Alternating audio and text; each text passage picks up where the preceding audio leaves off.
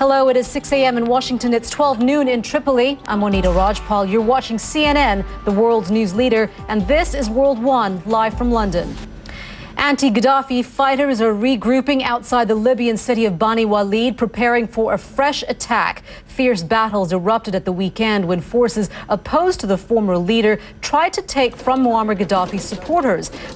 They met stiff resistance and, despite support from NATO warplanes, couldn't take full control. Came on the same day Libya's new leaders said they'd arrested Gaddafi's former intelligence chief in Tripoli. Well, as anti-Gaddafi fighters surround Bani Walid, two other cities are bracing themselves for a fight. Sirte and Saba are still in the hands of the former regime. We want to cross now to our World Affairs correspondent Jill Doherty, who joins us now on the line from the capital, Tripoli. Jill, tell us a little bit about the status of these ongoing fighting in the cities here, such as Sirte, as well as in Bani Walid. Well, it appears that right now it's stalled, although maybe that word doesn't quite capture it. But let's say in Bani Walid, the Arab uprisings have shaken alliances across the Middle East and North Africa, but amid the scramble to forge new partnerships, Israel could be losing friends fast. The Turkish Prime Minister Recep Tayyip Erdogan is in Cairo, his first stop on a 4-day tour of North Africa. But as Turkey looks to forge stronger ties with Egypt, Israel's relations with both countries have worsened. Hours following the story from Jerusalem, but first we want to head to Cairo, where we can speak to Ivan Watson. And Ivan, Israel is trying to secure, or at least try to arrange secure return of its ambassador to Cairo. What more do we know about that?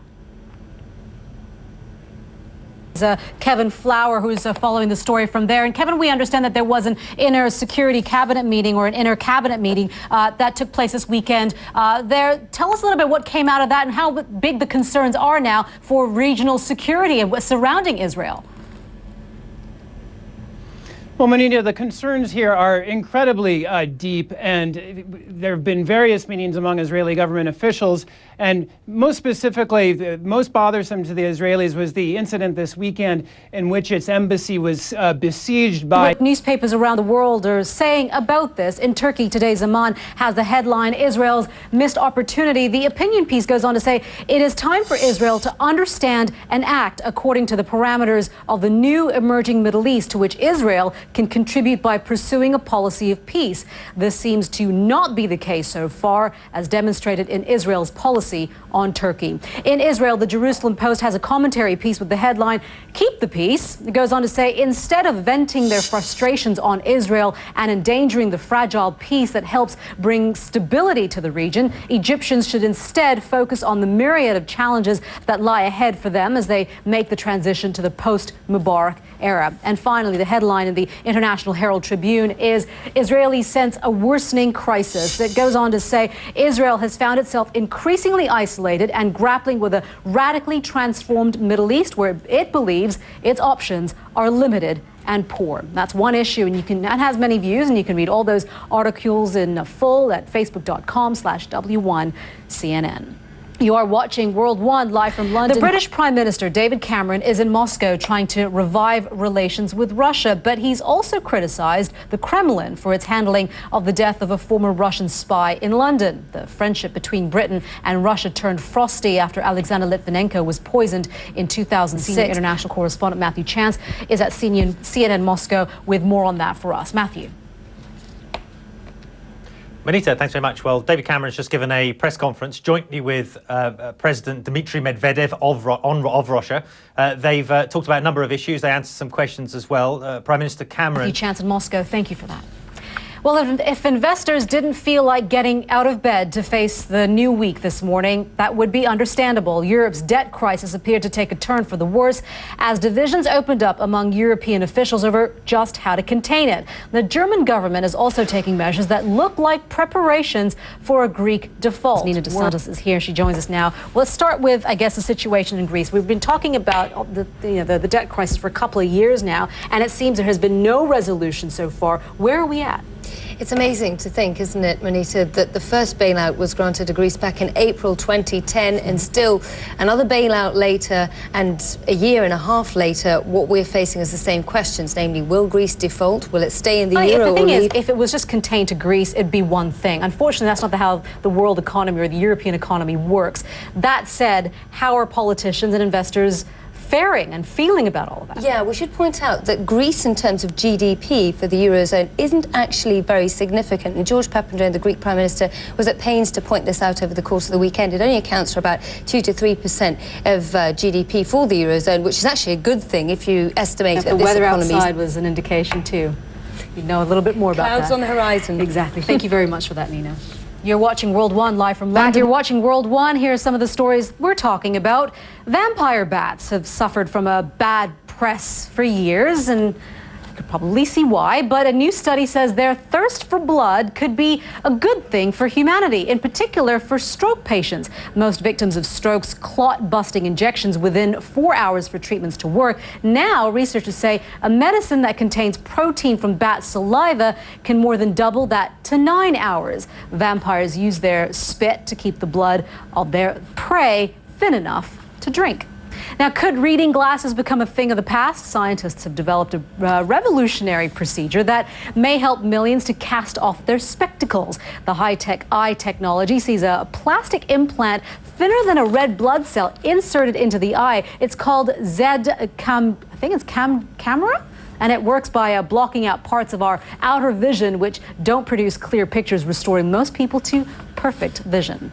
And if you're trying to second-guess stock market movements, like many, you may have noticed how difficult it is to just get it right. Well, one inventive hedge fund found a new way to predict if stocks will move up or down. Derwent Capital Markets strategy is based on Twitter. It samples 10% of all Twitter feeds, comparing the frequency of positive and negative comments and looking for keywords that indicate users' mood. Now, the new method suggests a fall in sentiment precedes a drop on the markets rather than vice versa, as you might have thought. Now, Britain is bracing for strong winds and lashing rain as a storm closes in. Meteorologist Mari Ramos is at the World Weather Center with more on that. Mari. Hey, Monita. Yeah, you know, I don't think you'll get too much of this for you guys there in London. We have some breaking news that we want to bring to you right this hour. We understand that at least 55 people have died after a fire broke out along a fuel pipeline in near the city center of Nairobi in Kenya. That's about 3 miles from the city center of Nairobi. We are still trying to get more information about this story, but what we do understand is at least 55 people have died as a result of a fire breaking out along a fuel pipeline just outside of Nairobi in Kenya. That's according to police. We'll bring you more as we get it. Anti-Gaddafi fighters are regrouping outside the Libyan city of Bani Walid, one of the last strongholds of the former leader Muammar Gaddafi. They're preparing for a new attack after failing to take the city from his supporters at the weekend. Dominique Strauss-Kahn is back under the microscope. French police have questioned the former International Monetary Fund chief over a writer's accusations of attempted rape. There was a surprising and slightly controversial result in the women's singles final at the U.S. Open tennis tournament. Alex Thomas is here with that and the rest of the sports news. Alex, I guess a queen has been dethroned. Yes, let's start with the non-controversial bit, which is that for the first time since 1980, an Australian woman is holding a Grand Slam tennis title. Samantha Stosur triumphing 6-2, 6-3. You know, I'm always surprised. I guess this is going to show a little bit my ignorance, and I apologize in advance to that. But I'm always surprised to see, I guess, American teams playing rugby, or if it's, soccer, and then competing against world-class teams like Ireland. And I think the United States actually played in every single Rugby World Cup. So if you're looking at an oval ball game, you're going to look at the NFL, which we just saw then. But that's surprising to me. Should I be surprised? Canada are there too. Really? The North Americans know their rugby in patches. Wow. See, things you learn every day here on World One. Alex Thomas, thank you very much. You're watching World One live from London. Still to come. They were united in grief, but determined to move on. How America commemorated one of its darkest days. You're watching World One live from London. We are approaching 7 a.m. in New York, almost 1 p.m. in Berlin and 8 p.m. in Tokyo. The National September 11th Memorial opens to the public for the first time today. The twin pools from the centerpiece of the memorial plunging into the earth and the footprints of the old Twin Towers. Around the side are etched the names of the victims of the attacks when a decade ago terrorists turned a clear blue summer's day into a day of horror.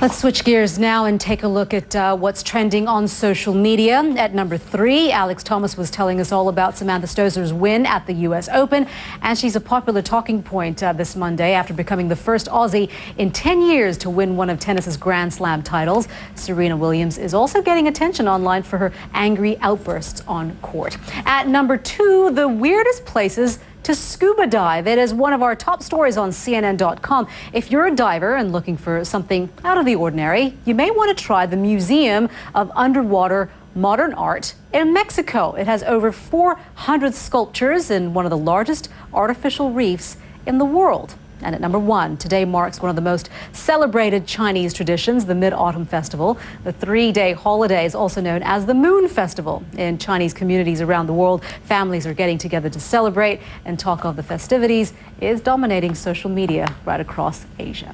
You are watching World One live from London. I'm Monita Rajpal. Thank you for joining us. We want to leave you now with images of Ground Zero as the U.S. continues to mark 10 years since the 9/11 attacks. Today, the National September 11 Memorial opens to the public in New York for the first time. On Sunday, ceremonies were held at Ground Zero, the Pentagon, and Shanksville, Pennsylvania, to remember the nearly 3,000 people who died. You're watching CNN.